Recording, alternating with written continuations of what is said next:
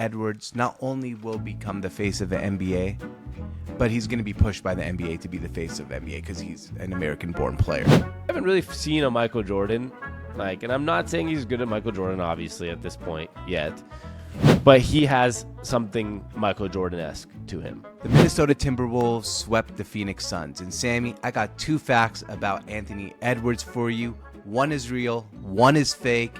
You choose the right one. There's a lot on the line here.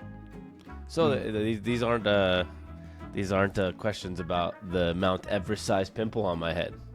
No, it's not, which Just is about by Anthony Edwards. just about Anthony Edwards. All right. Stat number 1. Anthony Edwards has the highest point per game average for a 22-year-old in NBA history. Stat number 2. The last time the Timberwolves won a series, Anthony Edwards was 2 years old.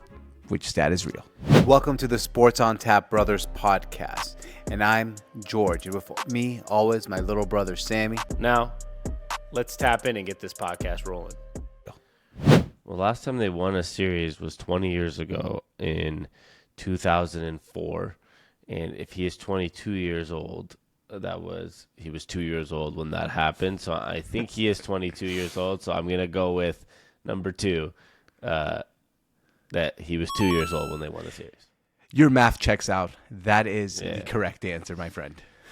That was the easy one, George. I'm going to tell you why. Because the first thing the broadcast said when the Minnesota Timberwolves won was, this is the first series since 2004. It's been 20 years. And I assumed, once that came up, I was like, the age checks out.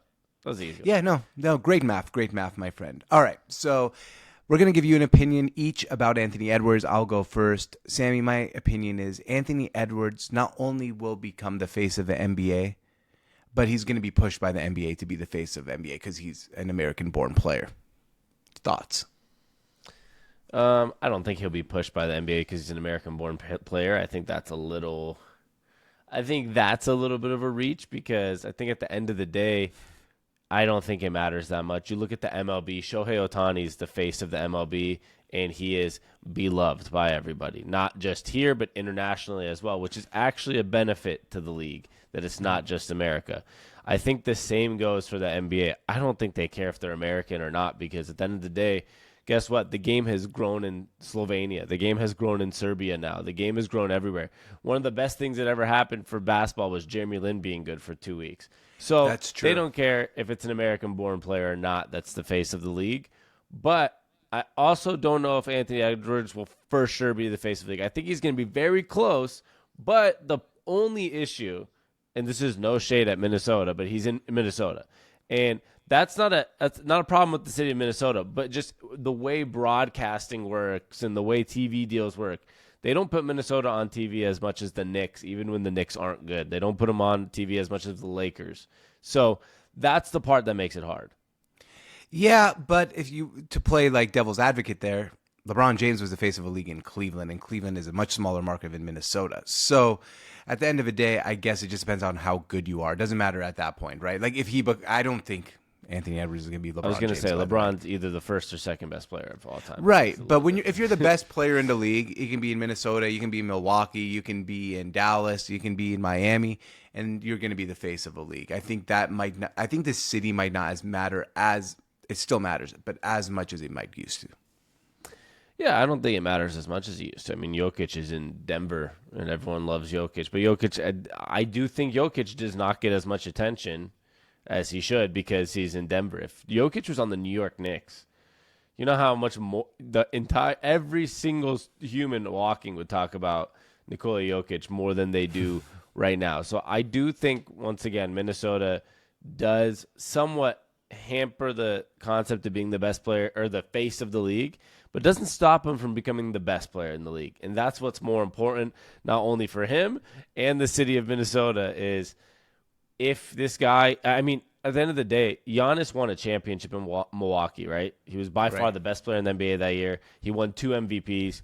He was never the number one face of the league, it feels like. And that's probably because he's in Milwaukee. Now, do you think anyone in Milwaukee gives a shit? No, because they got that championship. So let's see if Edwards can get them to that championship, first and foremost, which I actually think is a possibility in the near future because whatever he's doing and the way they built this team, Rudy Gobert gets too much hate. Karl-Anthony Towns sometimes gets too much hate. Jaden Daniels is great at defense. They are McDaniels. Sorry, I'm thinking about the NFL player, Jaden Daniels. I did that on like multiple videos this week, by the way. Yeah, it's easy to do that. They are building something really good, and I actually think that they might have a shot to win, to go deep, win a championship potentially, and then we'll find out. Maybe it does make a difference if he's an American-born player, and then I guess we'll learn when that comes up, right? Because when Jokic and Giannis won, it still feels like they're not completely the faces of the league. Yeah, and I think that's the reason, because they're not American. I think Americans like to, in general, identify with Americans.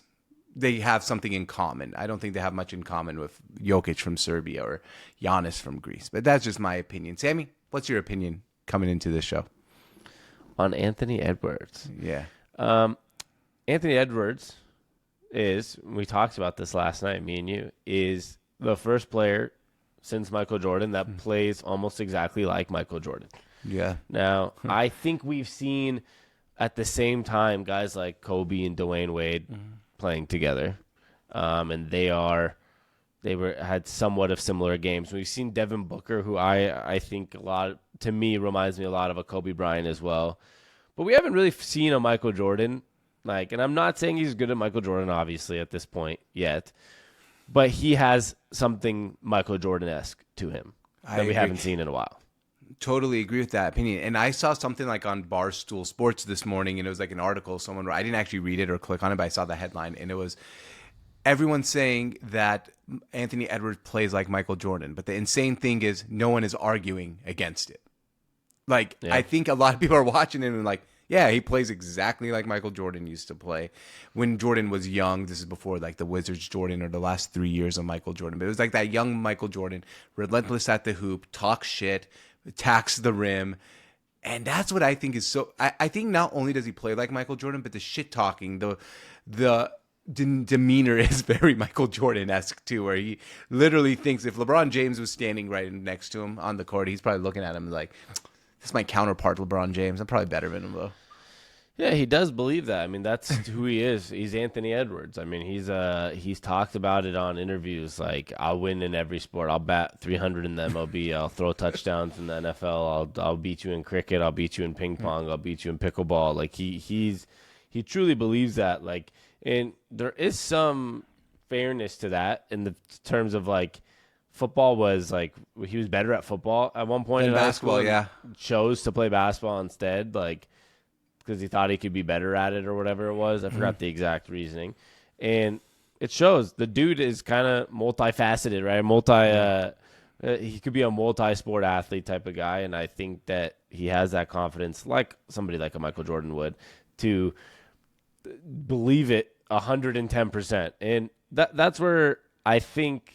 That's why even you looked at last night, Karl-Anthony Towns told him, this guy's the face of the NBA. And like Anthony was like, not yet. And he's like, he's young, he just doesn't want to, he just says this shit. Like he's going to be the face of the NBA, or he is the face of the NBA.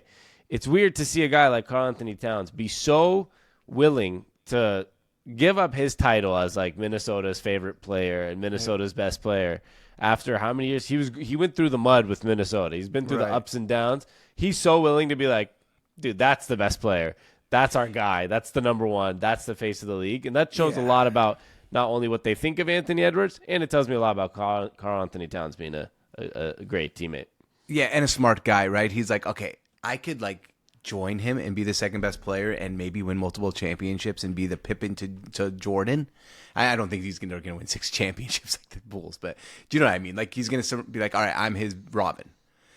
Or he can say, no, I want to be the best player and go get shipped out to the, New York Knicks and be the 4 seed. Or the Nets and be the 4 seed for the rest of his career. Knicks are Knicks are good. But do you know what I mean? Like he's smart. He's attaching himself to Anthony Edwards. Yeah, he's making sure to say, well, I think he looks at it as a smart guy. He's like 28, turning 29.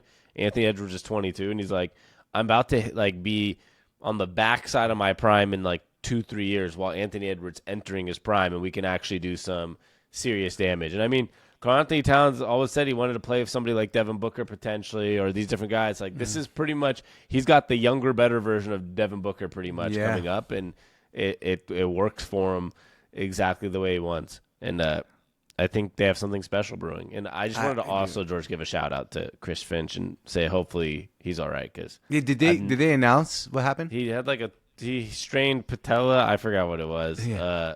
Because I don't remember last time ruptured patellar or something. Dang. Ruptured patellar tendon. Well, prayers up to Chris Finch. I've never seen that in a game in a long time, at least. Like where the coach gets I his don't knee. remember. I remember in football sometimes, but not in basketball. All right, Sammy, I got a quiz for you today.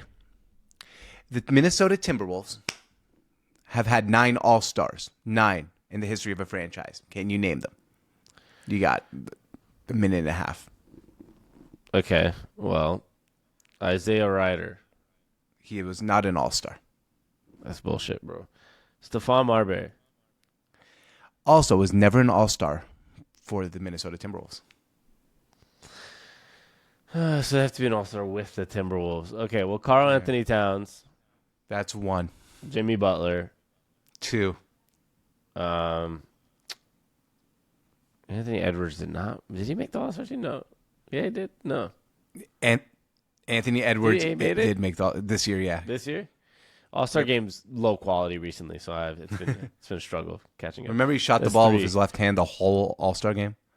Yeah, he didn't care at all. 3. That's 3 of them. Dude, this is Kevin Garnett, obviously. Yep.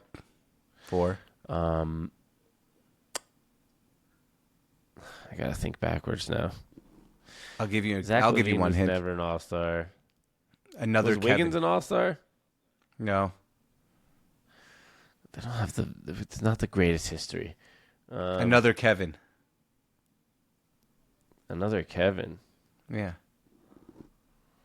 Kevin Love. Yeah, sorry. Kevin Love was That's an an All-Star. easy one. Yeah. That's 5. There's 4 more.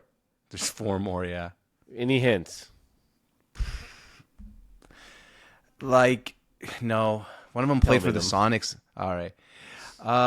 Tom Gugliotta was the first All-Star in history of the franchise. I know the name. I wouldn't have guessed that, though. Yeah. Wally Zerbiak made the All-Star team with the Minnesota Timberwolves. I actually could have got that one. Yeah.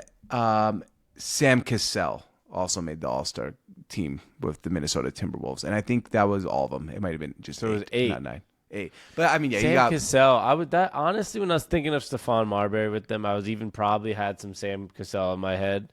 Sam Cassell also probably made an All-Star team with what, like the Bucks? He probably did, or the Rockets in his career. He bounced around a little more than I realized. Yeah. He's coaching somewhere now, I think. Like as an assistant. Oh, well, he was actually only an All-Star one time. That's it. That's the it. Wolves. And with the Wolves. Okay. Yeah. So, yeah. And I think the only player who actually got voted in was Kevin Garnett in history. No, Kevin Love got voted in once. Yeah, too. What do you mean voted in? By the fans. Oh, by the fans. Okay. Yeah. Yeah. That's crazy. Well, Anthony Edwards will be an All-Star for the next 15 years. So Yeah. And he'll probably be voted in. yeah. All right, well, guys, thank you for watching. This is the Hoops on Tap, part of the Sports on Tap network. If you want to see all our videos and all our social media, it's all in the description below. So make sure you like and subscribe if you want to listen to the audio version. The podcast is also below. My name is George Jarjour, or George on Tap. The older brother with me is my little brother, Sammy on Tap. And Sammy, you know what we'd like to say? Thanks for stopping by.